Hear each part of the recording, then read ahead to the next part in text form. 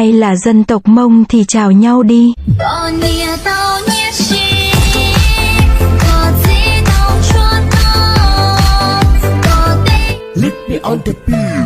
Hai chân đã ư ra đã nành chả yếu mó củ siêu ở lúa nị xa tiền chế ư suy lưu lọ tàu đầu niên đầu hiông. Hai chân đã ư ra đã nành chả yếu mó củ siêu ở lúa nị xa tiền chế ư suy lưu lọ tàu đầu niên.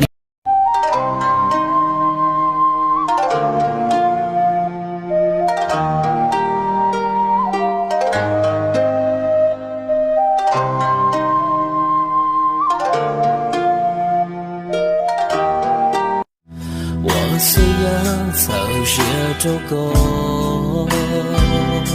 因啥去说，你搞得我一吐了，做给。吹多刀刀的，去要卡住。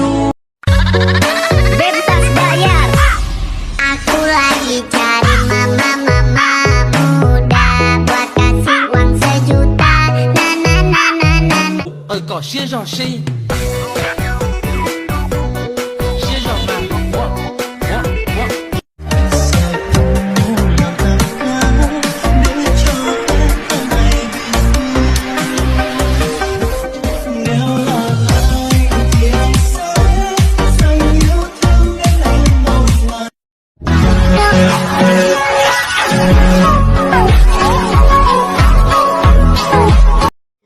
Kun xin dấu hàng bây giờ ở cái chỉ xả lú chỉ xả ở sông cho cuốn đã nè bây giờ thì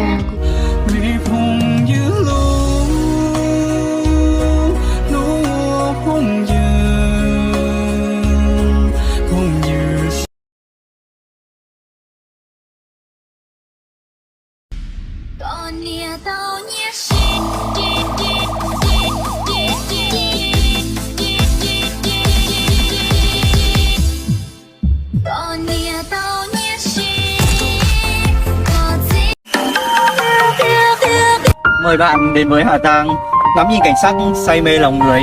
Gái Hà Giang đốn tim đời trai trẻ, thích em rồi bỏ mất cả thanh xuân. Chén rượu tình nếu em mời anh uống, anh xin uống cả. Nhớ số năng nọ chê, dòng của lấy tư phân chìm mây. Thì chỉ nhớ đồ san đuôi danh, để tụi tụi đi chuyện dọc can rộng. Thảo mù lời, để yếu rong tả lý luôn tu, còn để chán tu đi, tôi chỉ.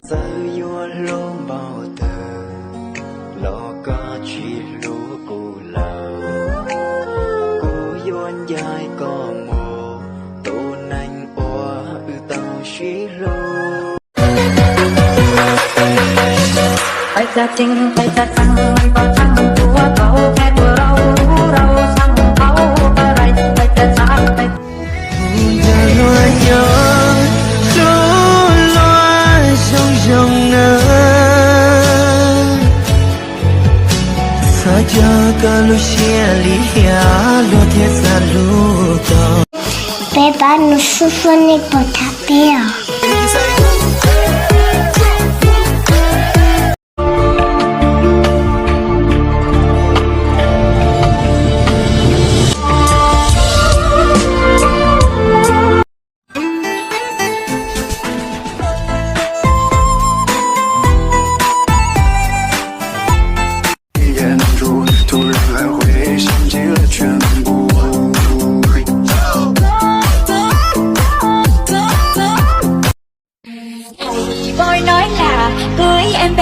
Anh bớt khổ thành thị làm chi gái thời này phô lắm anh ơi Ta cùng đi đến chỗ xa. Thảo có muốn thử có tương lần cao nhỏ theo dạo có ở có tương lần cao có qua đắc chịu vấn đề. Thảo cũng muốn cho cũng tụ lần cao nhau là chứ vấn đề cũng要么你谁直谁抄慢慢来冲着干演技到 27 Điện Biên chào anh em nhá.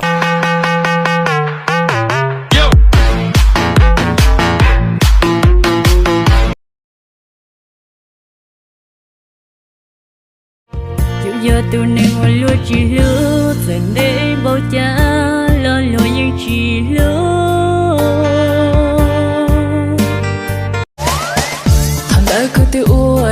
tới ta lo có nhị đôi đau cú trên đua ta có hay trâu cú tiền đu vào lo có yếu lá y bùa trái ya cú thiên li ua y xia mua trâu có ta sợ tôi bé ở trường có lý này lo vì tia bé chỉ muốn nhớ chút thà này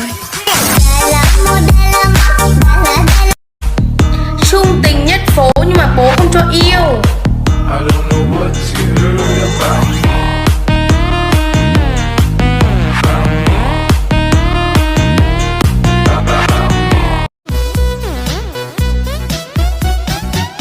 Chỉ lên rong rau là tia rau no, chỉ hơi trơ trơ mà tao chỉ có.